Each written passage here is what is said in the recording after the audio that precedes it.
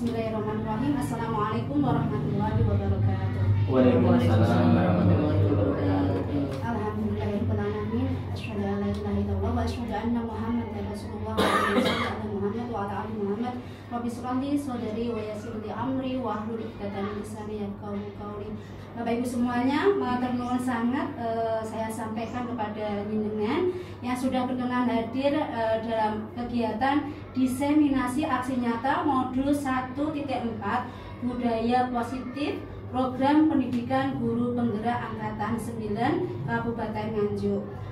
Di sini saya Lurus Hendayani selaku CGP Angkatan 9 akan memberikan kegiatan pengimbasan materi budaya positif. Sebelumnya saya ingin tahu dulu gimana kabarnya Bapak Ibu semuanya. Alhamdulillah. Baik. Alhamdulillah. Saya ikut senang kalau semuanya sehat. Bapak Ibu semuanya, hari ini nanti saya akan memberikan materi. Mohon maaf, ini ada sedikit keluar dari jalur itu tulisannya, tadi kurang saya editnya, saya kurang teliti. Ada berapa materi itu? 1, 2, 3, 4, 5, 6. Ada 6 materi. Yang pertama nanti kita akan membahas bersama, belajar bersama tentang disiplin positif dan nilai-nilai kebajikan universal. Yang kedua yaitu teori motivasi, hukuman dan penghargaan serta restitusi. Yang ketiga, keyakinan kelas. Yang keempat, kebutuhan dasar manusia dan dunia berkualitas. Yang kelima, ada posisi kontrol. Yang keenam, ada segitiga restitusi. Kemudian Bapak Ibu semuanya, kita langsung saja untuk menyingkat waktu, kita masuk ke materi yang pertama tentang disiplin positif dan nilai-nilai kebajikan universal.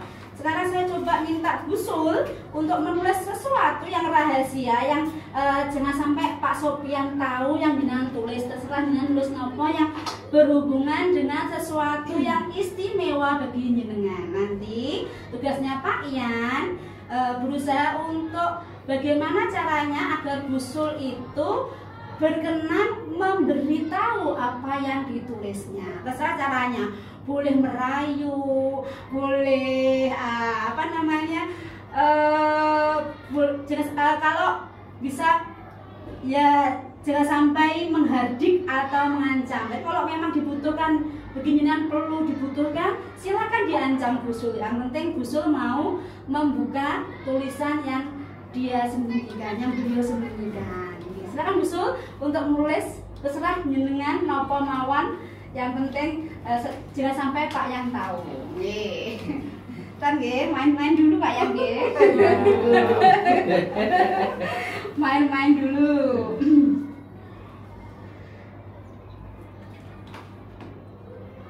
Bu Endang boleh melirik, tapi jangan sampai diberitahu ke Pak Yan. Tidak kelihatan. Oh, tidak kelihatan.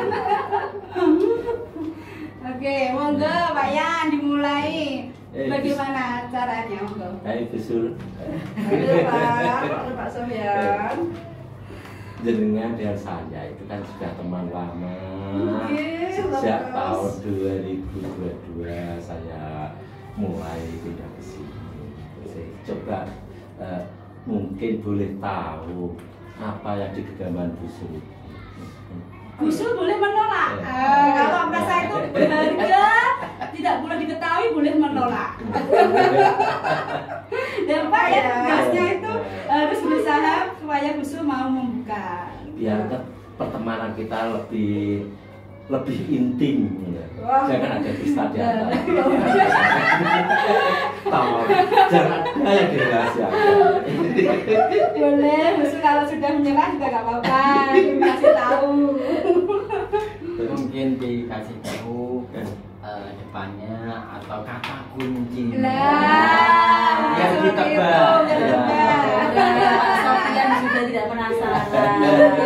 Sepertinya Pak saya kasih awalan dulunya ya Pak ya. Ya. Coba nanti ditebak. Huruf K. Tentang kita semua yang ada di SDN Hulu 2 ini. Ketertiban. Bukan. Keakraban. Aduh, semakin penasaran Mas Sofian. Bukan. Terakhir AM. Terakhir AM Pak ya. Kebersamaan. Lagi. Kesetiaan. Kekeluargaan. Betul sekali.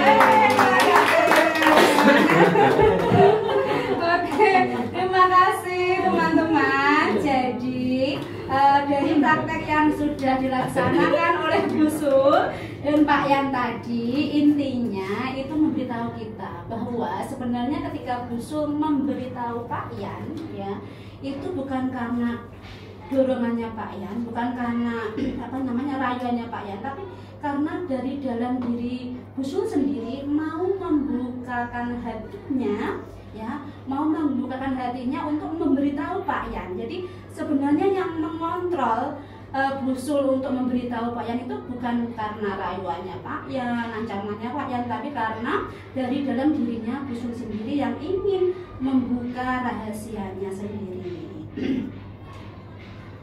Nah, berkaitan dengan kontrol diri, ini nanti kita hubungkan dengan disiplin. Disiplin sebenarnya dari bahasa Latin yang artinya adalah belajar. Tetapi sekarang yang berkembang di dalam lingkungan kita, ya, disiplin itu dimaknai negatif, yaitu sesuatu yang dilakukan seseorang pada orang lain untuk mendapatkan kepatuhan. Jadi kecenderungan umumnya adalah menghubungkan kata disiplin dengan ketidaknyamanan atau keterpaksaan. Seseorang melakukan ketertiban, kepatuhan itu karena dia mungkin menghindari hukuman atau mungkin tidak enak, ya, seperti itu. Jadi selama ini disiplin itu dimaknai sebagai sesuatu yang dilakukan oleh seseorang pada orang lain untuk mendapatkan kepatuhan karena keterpaksaan, ketidaknyamanan. Bukan karena dia ingin mencapai tujuan mulia yang ada dalam dirinya. Nah, oleh karena itu, ya, ini kaitannya dengan nilai-nilai kebajikan universal, bahwasanya sebenarnya manusia itu punya sifat-sifat positif yang merupakan tujuan mulia yang ingin dicapai setiap individu.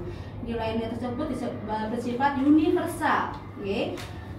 Yang kita yakini sementara ini nilai-nilai kebajikan yang ingin dicapai oleh manusia itu ada berapa macam ini? 1, 2, 3, 4, 5, 6, ada 7 aspek, ada 7 dimensi yang kita kenal dengan profil pelajar Pancasila, yaitu beriman, bertakwa pada Tuhan Yang Maha Esa dan berakhlak mulia, mandiri, bernalar kritis, berkebinekaan global dan bergotong royong serta kreatif. Jadi ketika seseorang melanggar peraturan atau disiplin, sebenarnya punya alasan tertentu, ya, punya alasan tertentu yang tidak sesuai dengan nilai-nilai kebajikan yang diyakini oleh orang-orang sebagai dimensi profil pelajar Pancasila.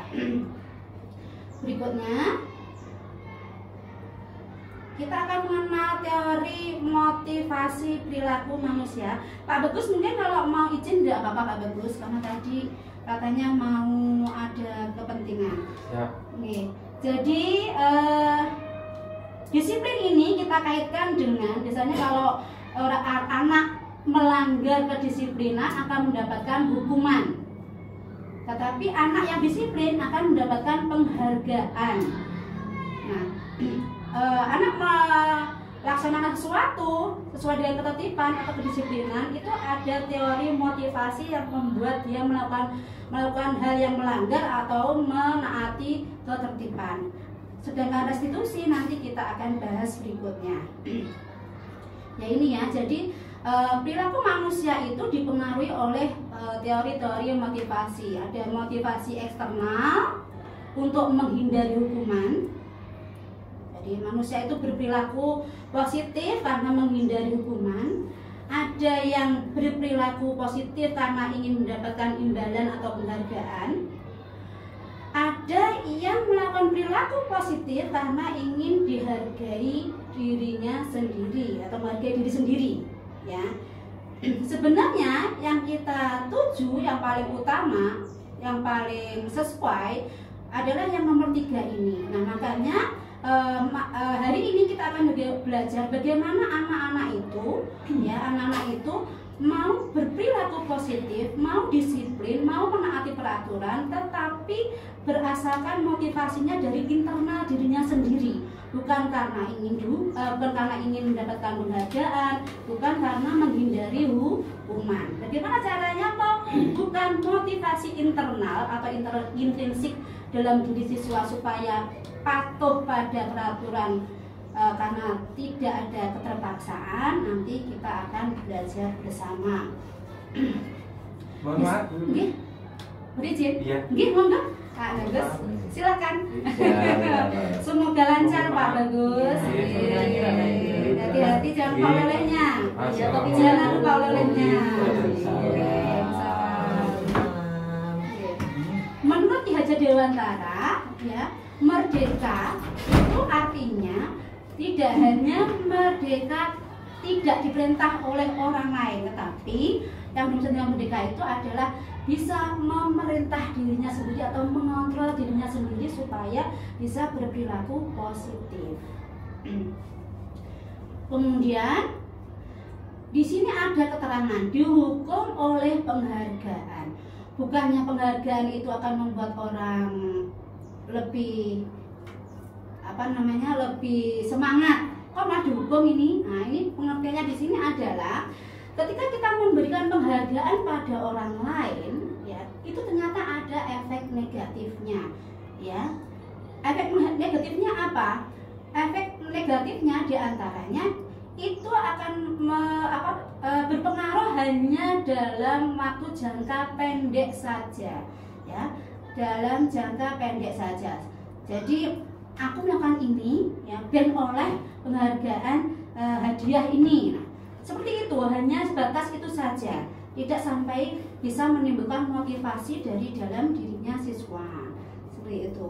Penghargaan tidak efektif karena tidak menumbuhkan kesadaran siswa untuk patuh pada peraturan, tapi hanya ingin mendapatkan balasan saja. Loh, ini kok ada penghargaan perusahaan hubungan, artinya apa? Artinya bahwasanya kadang anak-anak itu karena sudah terbiasa kita berikan penghargaan, kemudian kita melakukan suatu kegiatan, kemudian tidak kita beri penghargaan akan membuat dia pegel pada gurunya. Biasanya aku loh oleh hadiah, kok gak oleh, berarti guru itu tidak sayang padaku. Nah, seperti itu. Itu adalah efek dari penghargaan yang kita berikan kepada anak-anak karena dia mematuhi peraturan. Jadi tidak hanya hukuman yang memberikan efek negatif, tapi penghargaan sebenarnya juga memberikan efek negatif pada siswa. Berikutnya, sudah ya.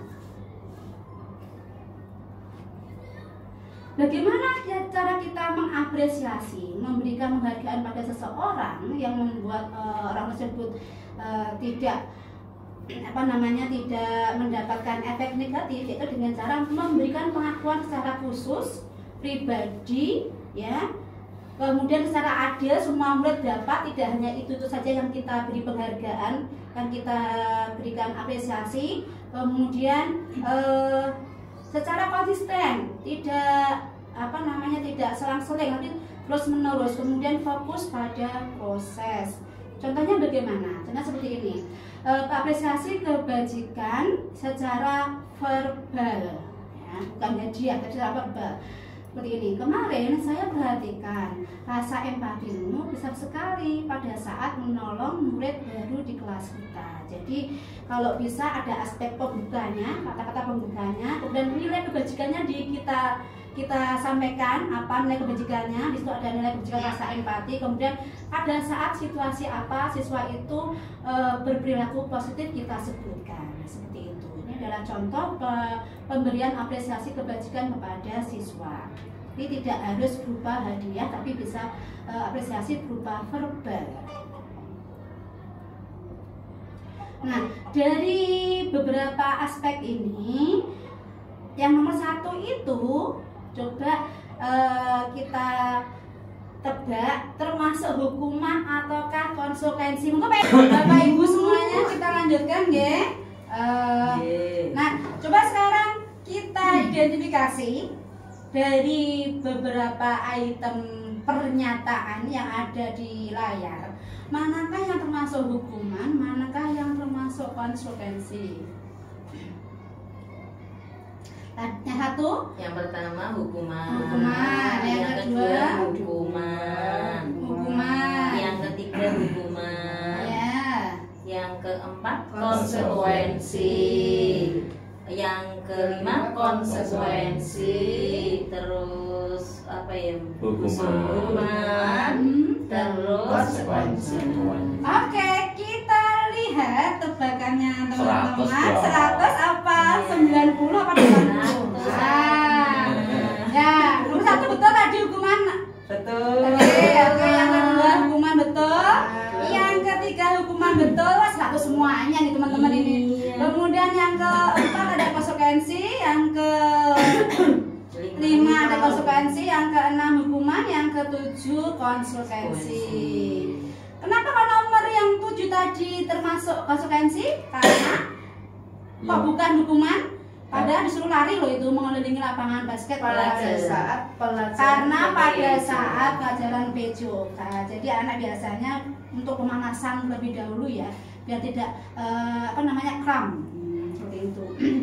Berikutnya, apa yang membedakan antara hukuman dan konsekuensi? Biasanya kalau hukuman itu bersifat yang menyakitkan ya, sesuatu yang menyakitkan, kemudian tidak hanya perih, tidak hanya perih di fisik, tapi juga perih di hati. Kata Pak Sofyan yang tidak bisa dihapus. Iya, dalam ingatannya. Oke. Kemudian bersifat jangka waktunya lama, panjang, kemudian anak malah benci untuk disiplin, bersifat paksaan, mendorong menyakiti diri sendiri, kemudian menganggap dirinya sebagai siswa yang buruk, ya, pribadi yang buruk. Kemudian anak akan takut untuk berkata jujur, malah menyembunyikan kesalahannya supaya tidak dihukum. Nanti itu ya. Kemudian anak biasanya akan malah lebih marah, kemudian rasa bersalahnya semakin besar, dipermalukan di depan orang banyak, kemudian merasa tidak dihargai. Itu adalah efek negatif daripada hukuman yang kita berikan kepada anak-anak. Kemudian kalau konsekuensi, biasanya itu yang memang harus dilakukan. Karena apa? Karena sudah disepakati apabila melanggar akan mendapatkan konsekuensi seperti ini. Kemudian tidak nyamannya hanya berjangka waktu pendek saja, sebentar saja. Kemudian anak lebih menghargai kedisiplinan. Kemudian anak mendapatkan konsekuensi karena melanggar, ada stimulusnya terlebih dahulu. Kemudian itu anak akan lebih menyesuaikan diri setelah diberikan konsekuensi. Kemudian dia menganggap dirinya akan merasa lebih baik, saya harus berdisiplin. Nah, seperti itu. Tidak malah menyalahkan diri sendiri, tapi akan punya niat untuk memperbaiki diri. Kemudian anak akan lebih belajar mematuhi peraturan. Kemudian kehilangan hak, dibuat tidak nyaman, diasingkan hanya sementara saja. Itu adalah ciri-ciri dari konsekuensi. Nah, sekarang apa itu restitusi? Ini bahasa baru ya, mungkin ya, saya juga baru dengar ini. Restitusi adalah proses menciptakan kondisi bagi murid untuk memperbaiki kesalahan mereka sehingga mereka bisa kembali pada kelompok mereka dengan karakter yang lebih kuat. Nah, jadi anak itu ketika diberikan konsekuensi, tapi nanti dia itu kembali pada kelompoknya, pada teman-temannya, itu menjadi pribadi yang lebih baik lagi. Restitusi juga merupakan proses kolaboratif yang mengajarkan murid untuk mencari solusi untuk masalah mereka. Jadi yang mencari solusi bukan gurunya, tapi dirinya sendiri. Nah, itu akan lebih membuat orang lebih termotivasi dari dalam daripada mencarikan solusinya oleh orang lain. Seperti itu. Saya sebenarnya punya contoh ini, punya contoh restitusi, tapi bentar ini saya tampilkan dulu perbedaan antara hukuman, konsekuensi, dan restitusi. Kalau hukuman itu bersifat negatif, kalau konsekuensi itu bersifat netral, ya anak negatif ya anak positif. Tapi kalau restitusi itu bersifat positif daripada dua aspek yang tadi. Jadi kalau restitusi itu pertama, siswa itu nanti akan kembali kepada kelompoknya dengan rasa percaya diri, agak minder, tapi dia mau memperbaiki dirinya sendiri. Kemudian yang berikutnya, yang menyelesaikan masalah bukan gurunya, tetapi adalah dirinya sendiri. Itu adalah restitusi. Ini ya, kita lihat aja. Nah, sebelum ke keyakinan kelas, saya punya video sebenarnya. Bentar ya, kemana ya? Bisa saya sampaikan tahapan melakukan segitiga restitusi, yaitu yang pertama adalah menstabilkan identitas. Jadi nanti ketika kita membantu siswa kita menyelesaikan masalah, yang kita lakukan pertama kali adalah menstabilkan identitasnya dulu. Kita sampaikan bahwa wajar setiap anak pasti melakukan kesalahan. Itu namanya menstabilkan identitas. Sebenarnya bahasa yang kita sampaikan seperti itu, kewajaran setiap orang pasti mempunyai kesalahan. Itu adalah termasuk contoh menstabilkan identitas. Kalau bahasanya Jawa, kita yang dulu, kita dendem dulu, bocah ben adem dulu, baru nanti kita lakukan tahap berikutnya, yaitu validasi kebutuhan. Di sini kegiatan yang dilakukan adalah menanyai siswa kenapa melakukan suatu kesalahan itu. Pasti karena punya alasan tertentu. Setelah itu baru nanti kita ajak untuk mencari solusinya bersama. Seperti itu ya. Nah, ini saya berikan contoh video segitiga restitusi yang pernah saya lakukan bersama dengan teman-teman, antara teman-teman dengan anak-anak.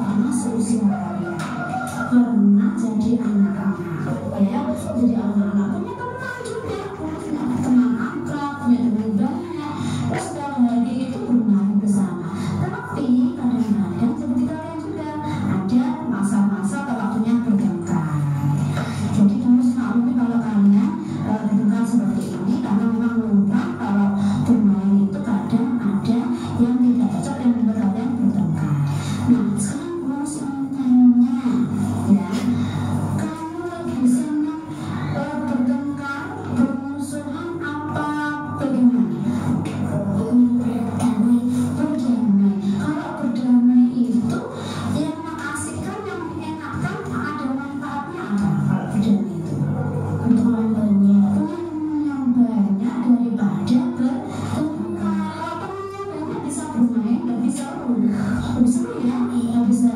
Oke, saya ngurus ingatannya.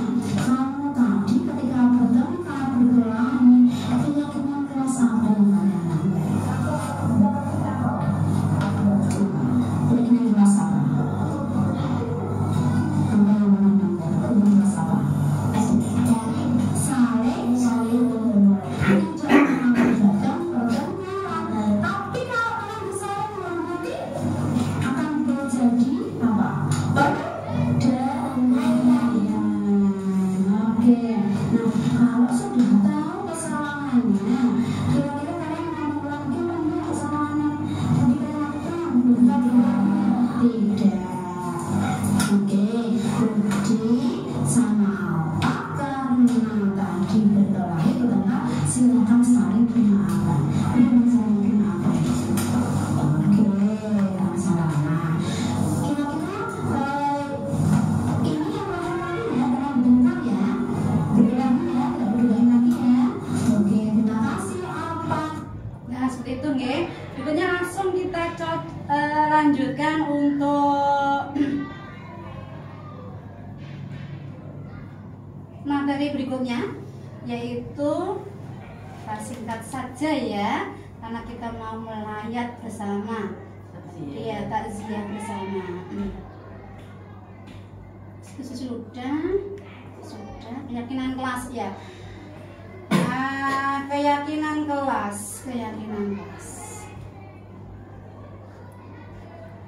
Mengapa kok tidak peraturan saja? Biasanya kan kita kalau di kelas di awal tahun ajaran baru pasti membuat tata tertib bersama dengan anak-anak atau siswa-siswa kita. Kenapa kok sekarang diganti dengan keyakinan? Bedanya apa peraturan dengan keyakinan kelas? Ini ya, kalau peraturan, ini sebentar, kita bedakan dulu. Biasanya kita awali dengan teks atau narasi seperti ini. Mengapa kita memiliki peraturan harus menggunakan helm bila mengendarai kendaraan roda 2? Supaya apa?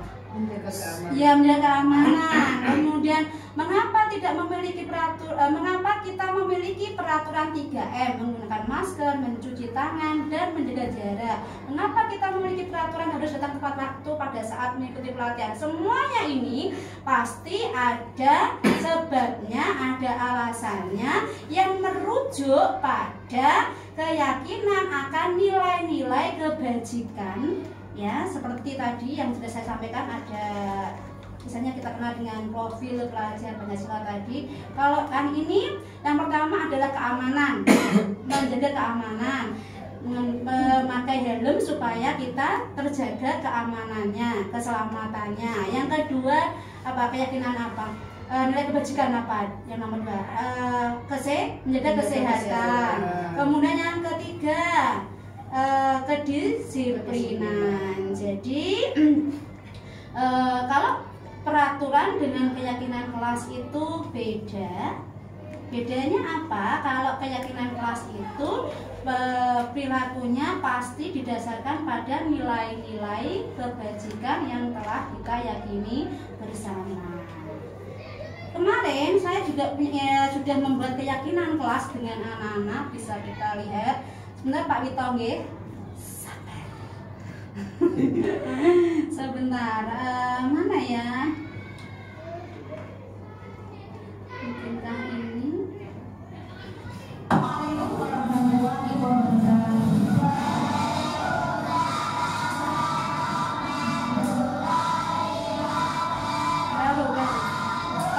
Banyak ini. Coba sekarang kita lihat proses pembuatan keyakinan kelas bersama dengan siswa-siswa kelas 4.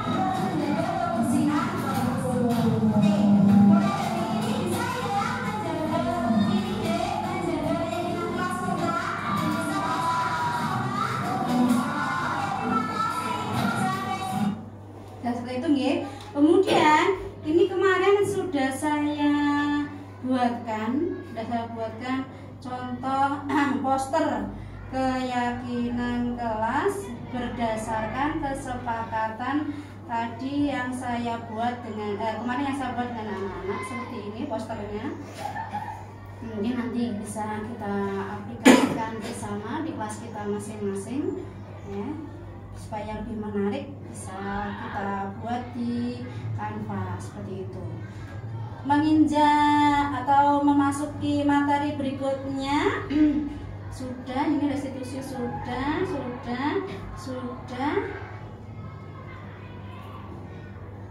Oke. Karena kita ini Dek, teman-teman, kok Dek sampean. Kita akan bahas tentang kebutuhan dasar manusia. Ada 5 kebutuhan dasar manusia yang ingin dipenuhi, yaitu yang pertama bertahan hidup, yang kedua kasih sayang dan rasa diterima, kemudian kesenangan, yang keempat kebebasan, yang terakhir adalah kebutuhan penguasaan. Yang berikutnya sekarang 5 posisi kontrol. Ini materi yang terakhir ya teman-teman ya. Biasanya kita melaksanakan atau mengontrol siswa kita supaya tertib dengan cara seperti ini, yaitu sebagai penghukum, pembuat rasa bersalah, teman, pemantau, dan manajer. Nah, contohnya bagaimana? Yang penghukum itu yang bagaimana? Bentar, saya lihatkan videonya. Kita nonton video sebentar aja teman-teman. Kok nggak bisa di end ya ini?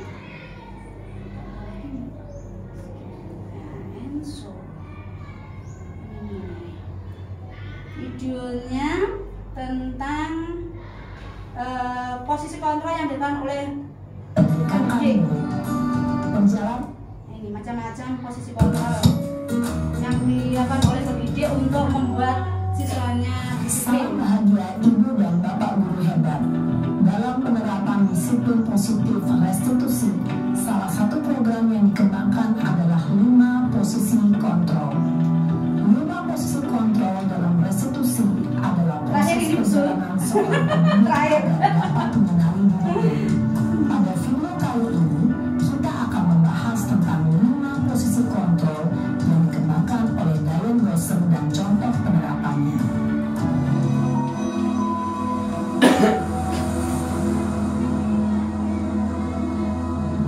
5 posisi kontrol itu adalah 1.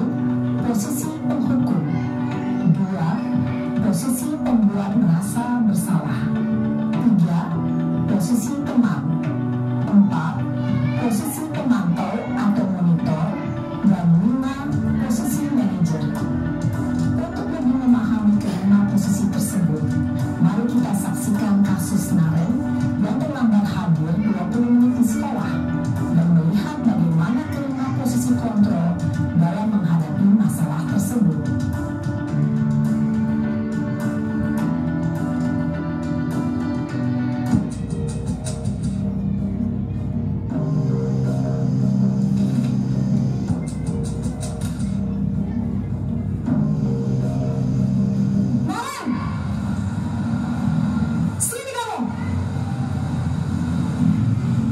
Selamat pagi, Bu.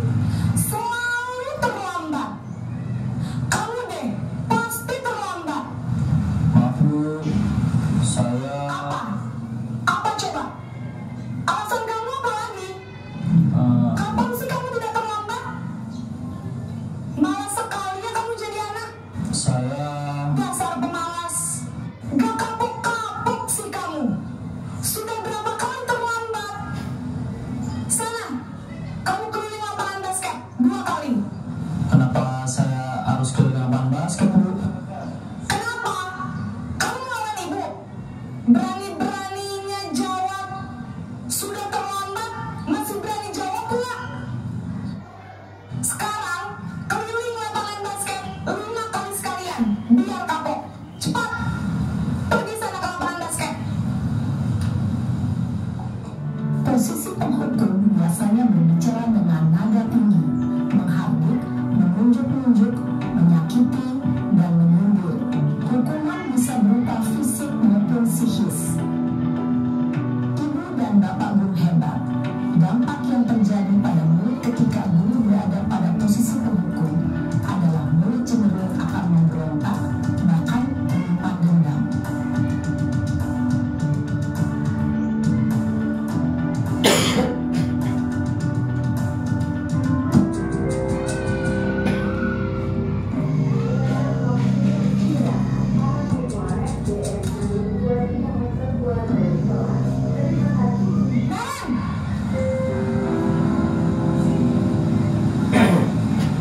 Selamat pagi, Bu. Kamu kenapa terlambat lagi, nak? Ya Tuhan, Naren. Kamu senang ya bikin ibu susah ya? Kalau kamu terlambat lagi, nanti ibu yang ditegur bapak kepala sekolah, nak. Disangka ibu tidak bisa membina kamu. Duh, gimana ini? Maaf, Bu. Gusti Naren, kamu suka ya kalau ibu ditegur bapak kepala sekolah? Terus, sekarang ibu harus tulis apa ya di buku absen? Ini kamu sudah sering terlambat loh. Ibu harus apa coba? Maaf, Bu. Maaf sekali. Ya sudah, lain kali jangan bikin ibu susah lagi ya nak ya. Ibu tidak akan kuat lagi kalau kamu begini terus. Bisa jantungan kalau ibu ditegur bapak kepala sekolah. Sana cepat ke kelas. Maaf ya, Bu. Maaf sekali. Posisi pembuat rasa bersalah berbicara dengan nada tenang, cenderung lembut. Namun kata-kata yang diutarakan membuat murid merasa menjadi orang yang gagal. Memandang murid dirinya sendiri, merasa tidak berharga, dan tidak sanggup membahagiakan orang lain. Ketika guru mengambil posisi pembuat rasa bersalah, murid akan menganggap dirinya yang bersalah dan ia akan menyimpan emosi negatif tersebut di dalam dirinya. Selamat pagi, Bu.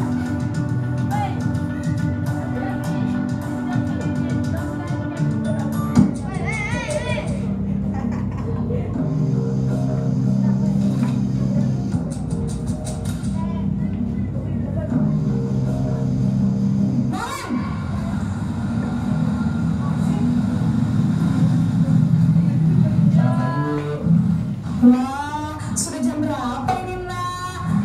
Terlambat lagi ya, sayang. Iya, Bu. Habis ibu saya lupa bangunkan saya, Bu. Kamu malah menyalahkan ibu kamu. Kamu bukannya anak yang larinya paling kencang. Kok terlambat sih? Iya, Bu. Saya memang terlambat bangun tadi. Jadi, biarpun saya lari kencang, tetap berkejar, Bu. Ya sudah sana, nanti lain kali larinya lebih kencang lagi ya, biar gak terlambat lagi. Bikin seneng ibu, demi ibu, bisa kan? Bisa lah, Bu. Ya sudah sana masuk kelas, ibu beresin urusan absen kamu. Kamu ini ada-ada saja. Dalam posisi teman, guru berbicara dengan nada suara ramah, akrab, cenderung bersenda gurau untuk menjaga suasana tetap santai. Murid akan merasa senang, aman, dan akrab dengan guru. Identitas yang tercipta adalah identitas sukses atau berhasil. Namun, perlu diingat, karena ini masih dorongan eksternal, maka ada faktor ketergantungan dari murid kepada orang tertentu. Di sini, guru absennya, sehingga di lain waktu, murid bisa berperilaku baik, namun hanya kepada orang-orang tertentu saja.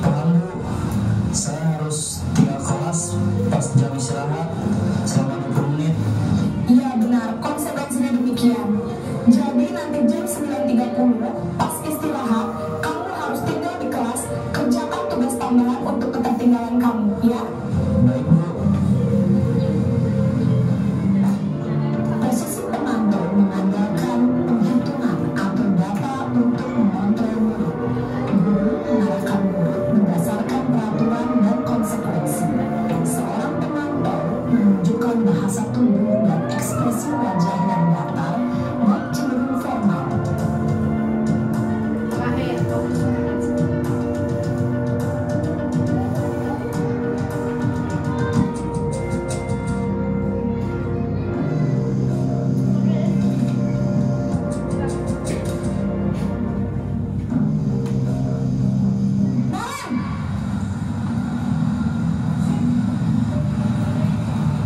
Selamat pagi Bu. Selamat pagi Naren. Maaf Bu, saya terlambat. Iya, sekolah masuknya jam 7, sekarang sudah jam 7.20. Jadi sekarang bagaimana ini Naren? Maaf Bu, saya lupa setel alarm saya semalam. Baiklah, menurut kamu, keyakinan sekolah yang mana yang perlu kamu tingkatkan? Menghargai diri sendiri dan orang lain mungkin kan Bu. Setuju. Jadi, apakah Naren meyakini prinsip saling menghormati tersebut? Iya Bu, saya meyakininya. Apakah Naren bersedia memperbaiki masalah keterlambatan ini? Bersedia Bu. Bagaimana kamu akan memperbaiki masalah keterlambatan ini? Saya akan coba untuk tidak lupa menyetel alarm saya Bu. Baik, kalau Naren lupa menyetel alarm di rumah, ada orang yang kira-kira bisa bantu mengingatkan tidak? Ada Bu, kakak saya, Kak Emma. Ada lagi selain Kak Emma? Selain Kak Emma, ada ibu saya. Baik, jadi yang mengingatkan Naren adalah Kak Emma dan ibu kamu ya? Kira-kira akan mulai setel alarm kapan nih Naren? Setelah pulang sekolah, akan segera saya lakukan. Baik, jadi Naren akan setel alarm untuk bangun besok pagi dan akan diingatkan oleh kakak dan ibunda Naren ya. Ada lagi yang mungkin perlu dilakukan Naren agar tidak terlambat bangun lagi. Tidak ada Bu. Baik Naren, terima kasih untuk kerjasama kamu. Sekarang kamu perlu kembali ke kelas untuk belajar. Baik Bu, terima kasih. Posisi manajer adalah posisi kontrol dan disarankan untuk membimbing murid memiliki sikap disiplin yang positif, yaitu murid yang mandiri, bertanggung jawab, dan dapat memecahkan masalah. Tujuan dari posisi ini adalah agar murid dapat merefleksi atas tindakannya. Guru akan dengan tulus memberikan pertanyaan-pertanyaan bermakna, sehingga membuat murid dapat belajar dari kesalahannya dan mencari sebuah solusi untuk menyelesaikannya. Ibu dan Bapak guru hebat, setelah mengamati adegan kelima posisi kontrol tadi, kira-kira posisi mana yang paling ideal? Posisi mana yang dapat menunjang motivasi intrinsik murid? Ya, tentu posisi manajer. Posisi ini memang posisi ideal yang ingin dituju setiap pendidik. Pada posisi inilah guru dapat menerapkan disiplin positif dan berpihak pada murid dan memerdekakan murid. Perjalanan seorang pendidik tentunya tidak mudah untuk sampai pada posisi seorang manajer. Namun, tujuan kita pasti, yaitu menciptakan murid-murid yang mandiri, merdeka, dan bertanggung jawab. Semoga penggambaran 5 posisi kontrol yang telah diperlihatkan ini dapat menjadi ajang refleksi bagi kita semua, agar dapat terus mengasah dan menerapkan disiplin positif yang memerdekakan murid. Mari terus berlatih dan bersemangat. Selamat menerapkan. Salam dan bahagia, Ibu dan Bapak Guru hebat. Berkatan teman-teman untuk 5 posisi kontrol, semoga ada manfaatnya. Dan dengan diakhirinya itu tadi kita juga sudah berakhir untuk materi kita hari ini. Tapi sebelum kita akhiri, Bu Lulus saya ingin satu saja mewakili teman-teman untuk refleksi kegiatan kita hari ini, apakah ada manfaatnya atau tidak, dan bagaimana perasaan dari teman-teman ketika mengikuti pengimbasan materi budaya positif ini. Satu saja. Bisa Pak Yan, bisa Pak Edi, bisa Pak Wito, bisa Bu Endang, bisa Bu Su. Satu saja untuk refleksi kegiatan kita hari ini. Apakah menyenangkan, apakah ada manfaatnya, seperti itu. Betul Pak Yan? Ya, terima kasih atas waktunya. Saya ucapkan terima kasih kepada Umi Lulus selaku JGP Angkatan 9. yang luar biasa ini. Tentunya pada pengimbasan pesan pada pagi ini sangat-sangat memotivasi, sangat-sangat banyak ilmu yang kami dapat. Jadi, intinya tadi yaitu tentang disiplin positif yang saya katakan. Disiplin positif itu mungkin bisa dikatakan restitusi tadi. Restitusi, ya sama. Jadi membangun motivasi di dalam diri siswa untuk berdisiplin. Jadi tidak ada unsur keterpaksaan. Ya. Intinya itu tadi. Mungkin itu nanti bisa kami bawa ke kelas kami masing-masing. Bagaimana kami menjadi posisi pendidik yang ideal, yaitu posisi manajer yang mana mampu membangun anak didik kami untuk mempunyai kesadaran diri, untuk bisa menjadi disiplin yang positif tadi. Terima kasih banyak atas ilmu yang diberikan di situasi pengimbasan ini. Ya, terima kasih Pak Sofyan atas refleksinya. Alhamdulillah kegiatan kita juga sudah berakhir. Semoga apa yang diharapkan oleh Pak Sofyan tadi, bahwasanya kegiatan ini bisa membawa manfaat untuk kita sebagai pendidik dan untuk anak-anak kita semuanya. Semoga bermanfaat juga. Dari saya cukup sekian, ada kurang lebihnya saya mohon maaf. Saya lagi semoga kegiatan ini bermanfaat untuk kita semuanya. Amin. Kita akhiri dengan bacaan hamdalah bersama-sama. Alhamdulillah. Dari saya kurang lebihnya mohon maaf. Assalamualaikum warahmatullahi wabarakatuh. Waalaikumsalam.